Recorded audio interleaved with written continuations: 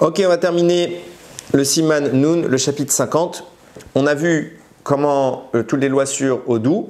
Et donc tout de suite après Odou, ce qui arrive, c'est Hachem Meler. Acham Mizmor, Aron Hachem Kidilitani. Donc après le Mizmor qui termine, conclut Odou dans notre minag de rajouter Aron Hachem Kidilitani.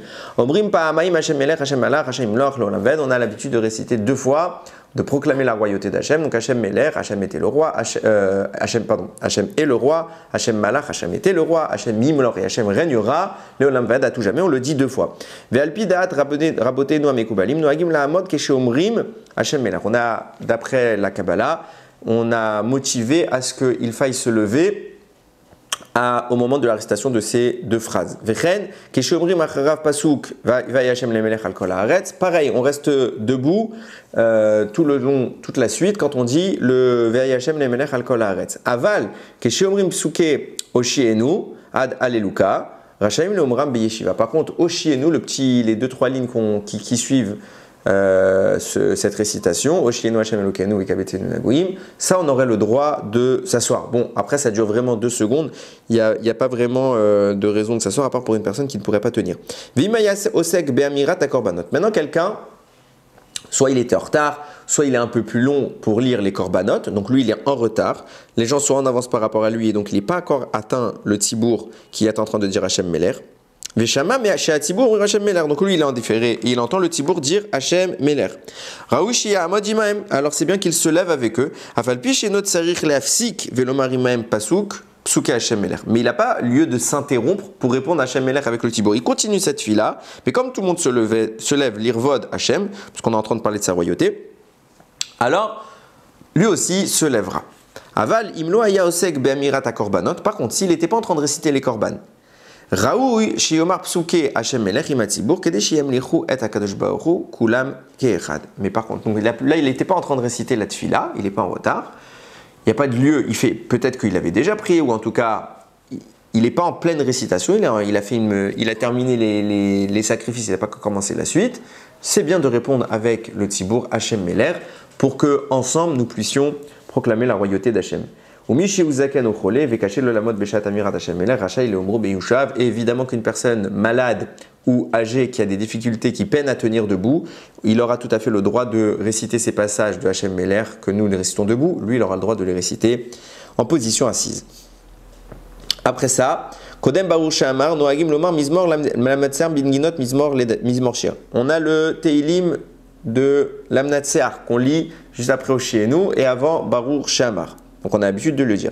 Ve'alpi da'at rabotenu amekubalim raoui leomro bekavana keshe kor'o pardon mitor tziur menorah. Alors, d'après la Kabbalah, il est bien de le lire sous une forme, vous avez dû le voir imprimé dans beaucoup de sfarim, écrit sous la forme d'une menorah. Donc on le dit avec une grande concentration, et c'est bien de le dire écrit sous forme d'une menorah. Ve'yesh omrim shekol ha'omro behanetzachama. Il y en a qui disent que tout celui qui le dit précisément au moment du Netz tous les jours, sous la forme d'une menorah, bien évidemment, c'est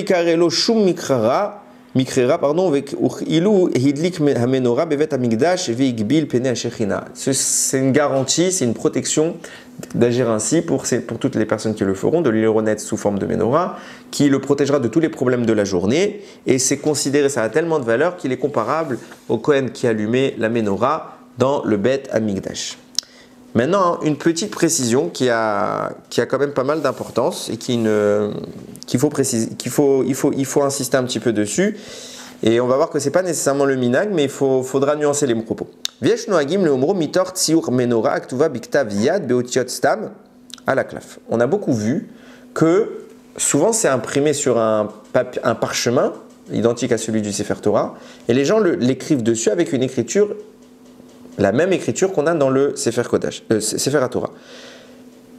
Ve'afalpi she'en le'akel lirtov psukim birtav yad beotiot stam mikol makom bediavad im kadvam rachai lekro bahem. Ve'u adin bechol ze le'inyan anoagim likrot parashat korban hatabid ubitu maketoret mitor ktav yad shel stam al gabe aklaf. Alors, j'explique. Normalement, c'est assour d'écrire, on le voit dans les Ilchot Tefilin, il le rapporte, c'est assour d'écrire sur un parchemin en écriture d'un sofer qui est la même en écriture ashurite, ce qu'on appelle l'écriture un peu carrée comme ça qu'il y a dans les Sifrei Torah, c'est assourd d'écrire du stam pour rien, d'écrire des psukim de la Torah, je parle. Donc, il est interdit d'écrire une ktoret, juste une ktoret. Il est interdit d'écrire cette menorah sur le lamnatsear, c'est interdit, on n'a pas le droit de le faire, sur un parchemin. Et pourtant, on voit que tout le monde en a. Alors, qu'est-ce qui se passe? Première chose qu'il précise, bien que ce soit interdit de l'écrire, mais une fois que c'est écrit, ce n'est pas interdit de le lire. Donc on peut en profiter. D'où est venu ce minag? C'est que c'est rapporté dans des sfarim, beaucoup de sfarim, que c'est quelque chose de très très bon, par exemple, de lire la Ketoret. Pour la Parnassa, c'est une chose très bonne de le lire sur le klaf. Et comme c'est un minag qui s'est très répandu, alors on a autorisé. C'est comme par exemple d'écrire sur un parchemin, d'écrire certains textes de la tfila. A priori, ça aurait dû être interdit. On les expose, des fois, on les suspend comme ça dans les synagogues en tant que décoration. Ils rapportent dans les ilchot tefilin. Normalement, on n'agit pas de cette manière-là. C'est pas un kavod. De même qu'on ne fait pas pendre les tefilin, on ne fait pas pendre des textes de Torah. Maintenant, il y a un passou qui nous dit Et la asot l'Hachem et ferou Torah techa. Quand il s'agit d'agir pour Hachem, des fois, on peut faire des exceptions à la règle. De quoi il s'agit? Il rapporte là-bas, par exemple, pour l'histoire de suspendre des textes sur les synagogues en tant que décoration, il dit ça a une vertu aussi que certaines personnes ne connaissent pas le texte et ne vont pas le lire.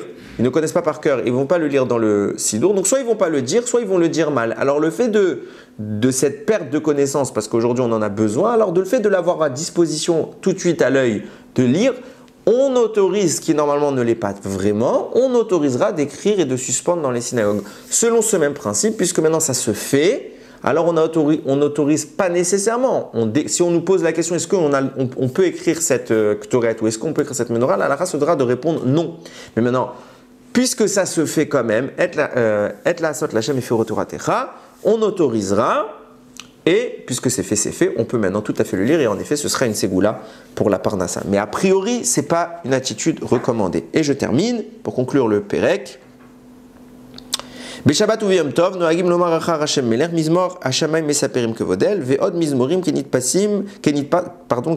besidurim. Donc on rajoute le Shabbat, on le sait, avant Baruch Shama, on rajoute encore d'autres mizmorim. Donc entre Hashem melech et Baruch Shama, il y a plusieurs mizmorim, entre autres hashamayim mesaperim kevodel, et encore plusieurs qui sont imprimés dans les sidurim. Ve'alpidat rabotenu mikolem yashinyan gadol be'amiratam, uprat yesh ledaktek beshat amirat mizmor ranenu tzadikim, mizmor le David beshanoto atamo. Donc d'après la mystique, d'après la Kabbalah, il y a énormément de raisons, il y a des grands secrets qui se cachent derrière ces mizmorim-là, réciter précisément le Shabbat entre Hashem Melech et Baruch Shama. Donc il faut vraiment être pointilleux dans leur récitation, et en particulier au moment de Ranenu Tzadikim et de les David Beshanoto, c'est les deux psukim, Teilim qui rajoutent avec le plus insistance. Baruch Adonai Leolam, Amen ve Amen.